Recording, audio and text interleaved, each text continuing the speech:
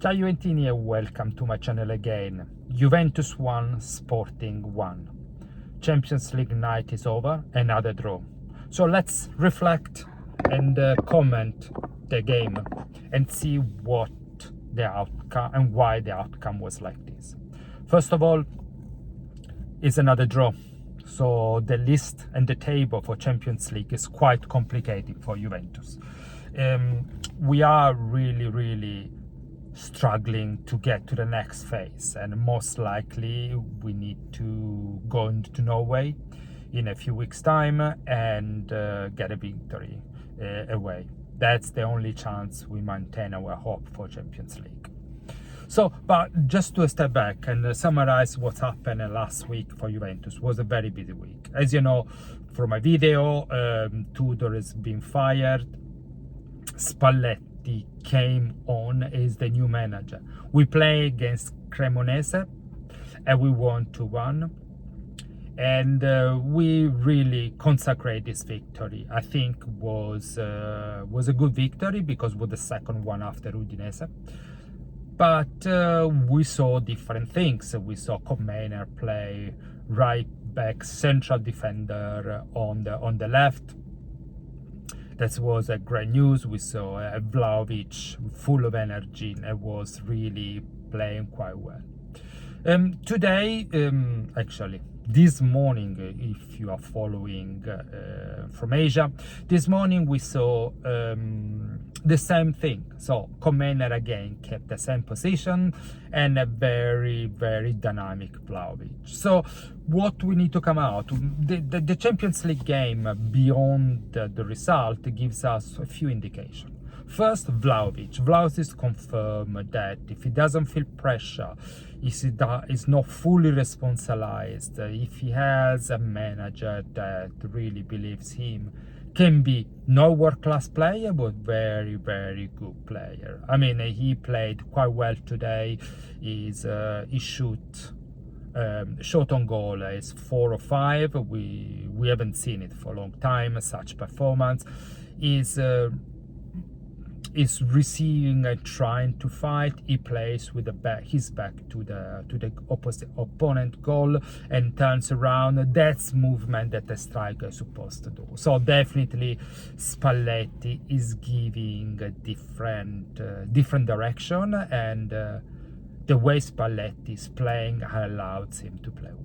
Second thing, for Vlahovic, we need to say that he received more ball because, of course, the midfield are creating a lot. If you look at the game, this morning game and the games against Cremonese, we've seen McKennie filtering a lot. So for the old blokes like me that remember the big Juventus, basically McKennie is playing the role that Conte used to play, was a midfielder but was really getting into the penalty area role. So playing with 3 defenders, with the 3 midfield, and playing different way, create more freedom to the midfield, allows Vlahovic to receive more chances and receive more playable balls. And another positive things we've seen in Cremonese and this morning is Commander's playing and the third defender. Everyone is criticizing this choice, but he's not a defender. He makes a few mistakes from a pure defensive point of view, but you can see that the game and the fluidity of maneuver starts from the back left. So it's kind of a playmaker coming from the back, which allowed him to play well, to push forward, be an extra midfield when it's needed, and support the maneuver, give no reference to the midfield because he's a defender. So it's very clever move. It's a long term, I don't think so, but time will see. Definitely is a better commander. Is gaining his confidence in delivering, in playing football. The big question mark I'm still having. First, I mean, we celebrate a victory against Cremonese, and Cremonese, despite being a good team, a second-tier team. So, you know, the proof is in the pudding. We said we start see when we play big games against big competitors, how we can behave and how the team is. The second, especially today's game, we saw so many mistakes, and this is dictated by the fact the team is what the team. The quality of the player is very low. There are no Juventus player. I keep on saying it, and technically they are not very skilled, hence why there are always mistakes. The pass is too strong, the pass is too weak. Who received the pass needs to do 1 or 2 touches more, so we lose time and momentum. You say the opponent arrived first on the ball. No, if the ball is given and the right speed on the right angle, who received doesn't need to step forward or backwards, so it doesn't need to spend more time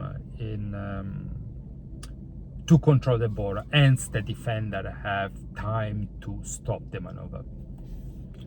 Another thing that I like is again I talk about Comeners. Cambiasso definitely play on the right, has more freedom to play. But who I didn't like, Gatti, still not performing as he's supposed to perform, and I don't understand why Spalletti plays him instead of Rugani. That's a question for Spalletti, not for me. And Thuram is struggling to adapt this new way of playing. It must be because maybe the injury, his fitness is not back, and of course the striker. And David today was lost. And positive note for the striker was the Belgium. He played against Cremonese. Again, against Cremonese was just one test, was just one chance for him to play, but play with a second striker to help him. But David was bad. So if you go back again to summarize all this comment, we need to say that actually, if you look who Spalletti is playing everyone that didn't come this summer. Zegrovna, he played today, and of course is not fit. David was the big purchase from Comolli. He's not playing, he's not performing.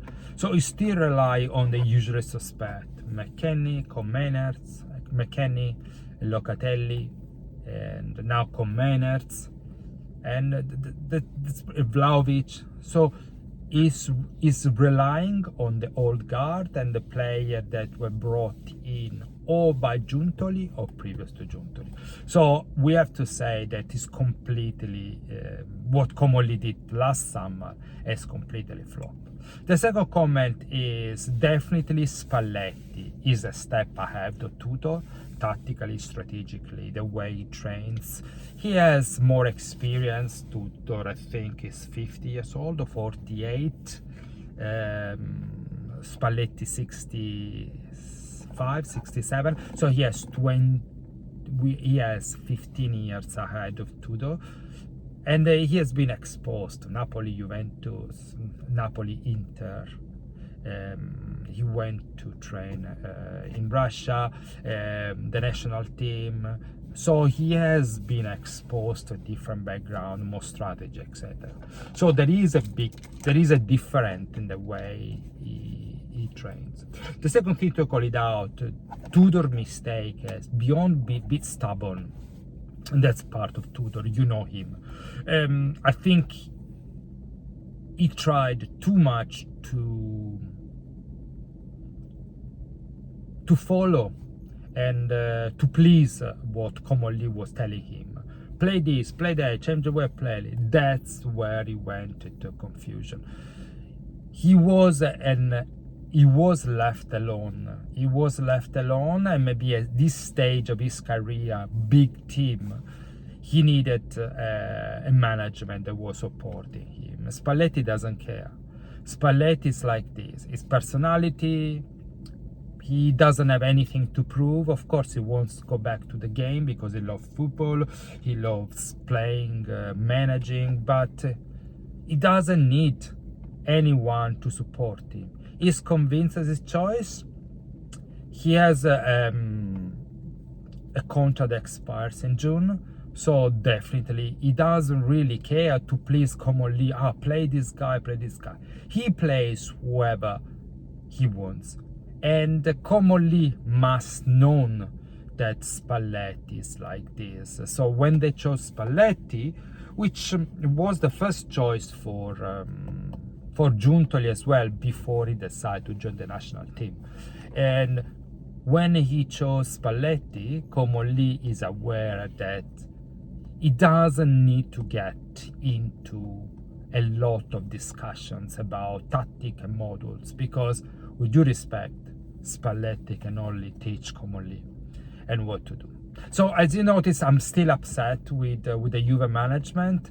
And again, if you compare Agnelli's Juventus versus Elkan Juventus or Comolli Juventus, there is a massive difference how the management behave. Content was disqualified for 8 months, and the Juventus didn't look for a new manager and put the trust in him and supported him. That's how a management works, and you don't extrapolate and all the problem they have. You don't say he's been sacked because of result. No, there's no Juventus style. Juventus style is you thank the previous manager, you thank everyone that's been performing and supporting this team, and after that you move on. So the style of Juventus is changed, and he has this ruthless attitude that's really combined with the corporate world, and I can see Comolli being someone that really tried to aim to higher position and a career driven, that someone that loves the team. So from that point of view, he doesn't get my support or respect. Anyway, I hope you enjoy my video. If you like it, don't forget to like, share, subscribe to the channel. We're aiming to hit 500 followers, and I've seen a lot of DMs to me. I will do a video to answer all these questions, but I want to bring you the latest feeling and impression from the Champions League game. Thank you so much. Have a good day, or a good morning or evening, wherever you're watching, and always Forza Juve. Thank you. Bye. Ciao for now. Bye bye.